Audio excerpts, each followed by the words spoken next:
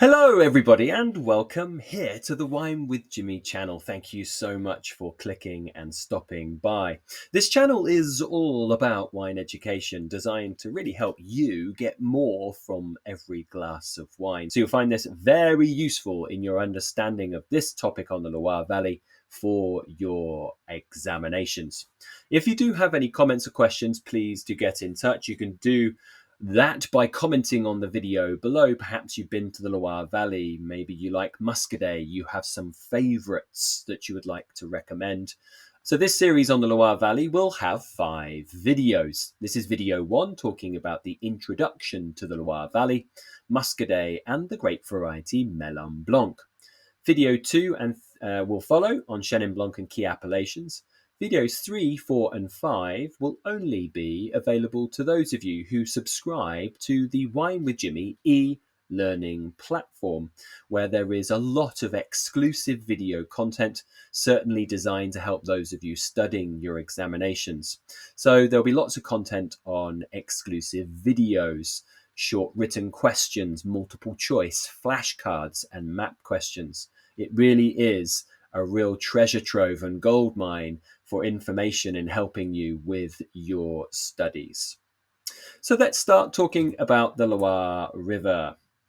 So the Loire River is France's longest, just over 1,000 kilometers, actually traversing a lot of southern and central towards north of France. The most important vineyards of the Loire Valley only lie along the last few hundred kilometers, where you actually see the highlighted area in red on your map of France there. This is where it is in its final course as it's heading west towards the Atlantic. This is a very varied wine region which is made up of a large amount of appellations, second only to Burgundy in total number. No one signature style is produced here, but there is an incredible diversity of wine styles, dominated by whites, yes, but we will find pink and red wines and sparkling and sweet as well.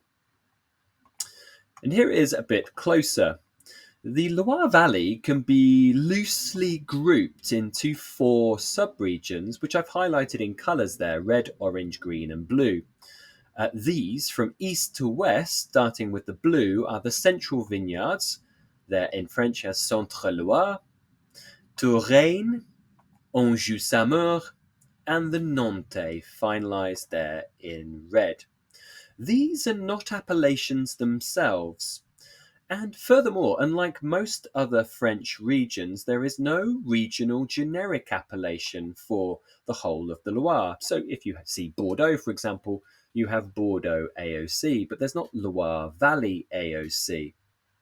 There is, however, an IGP, and that's Val de Loire, which covers the whole region, not an AOC, but an IGP. And those wines are typically straightforward, fresh, light, and simple. Production of the Rosé de Loire and Crémant de Loire is focused in the orange area of the Anjou-Saumur that you'll see on your map. So that map is now sort of transposed on a couple of pictures there. On the left-hand side, the Nantais vineyard, so that would be the red area on the far western side. And then the Sancerre in the right-hand picture, which is the blue part of your previous map, also transposed on that. Overall, the climate is cold, okay, across all the areas, but the central vineyards are very, very large, spanning from coastal to continental. So the inland areas, which are green and blue on your map, that is Touraine and central vineyards, are continental, whereas the Nantais and parts of Anjou-Saumur would be considered more maritime in their approach. And of course, being impacted by the Atlantic means that we have generally quite high levels of rainfall. Now, this is the northern limit for the production of the grape varieties grown here, and the variations in weather patterns from year to year can mean the vintages differ widely. Fungal disease is certainly something which is elevated due to this high rainfall. So that can be a particular problem, certainly in late summer going into autumn. You'll see the picture there is spraying against disease with the likes of copper sulfate. Grape growing here. As with many other cool climate areas, the best vineyards tend to be those that experience the most sunshine and warmth. The most desirable locations are therefore those that have a southerly facing aspect, facing the equator, of course. That's generally on the mid-slope, facing the river typically for extra heat and reflected light. So here you'll see this is not actually on the river, but this is the La Côte of Chavignon, which is a part of Sancerre. You see very steep here, it faces south, and a lot of the top vineyards here are in that middle part of the slope. So let's just recap that. Best vineyards, south facing, mid slopes, but also often near the rivers for reflected light and heat. Specifically, we're looking at the Nantais area, which was the red zone on your map previously.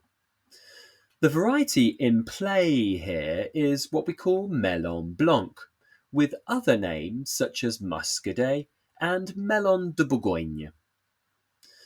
It ripens nice and early, and it's also frost resistant, making it very well suited to this cold climate found here on the coast.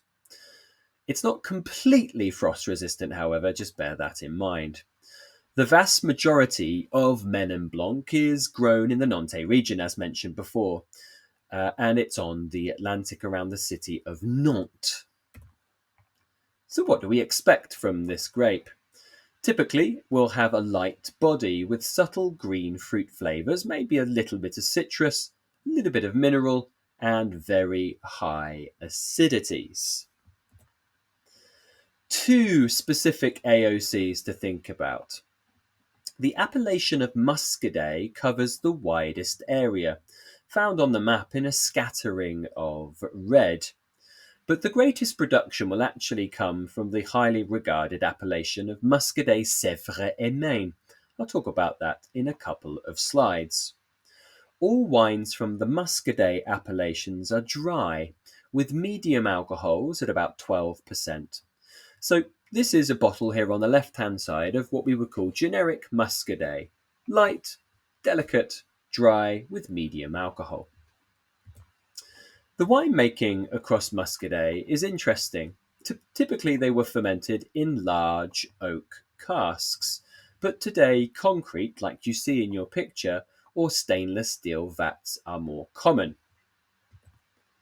The second AOC has a little spin as well in terms of the wine making.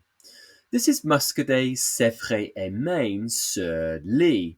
It's a bit of a speciality from the area. The wine is bottled in the year following the vintage, having spent the winter on the lees.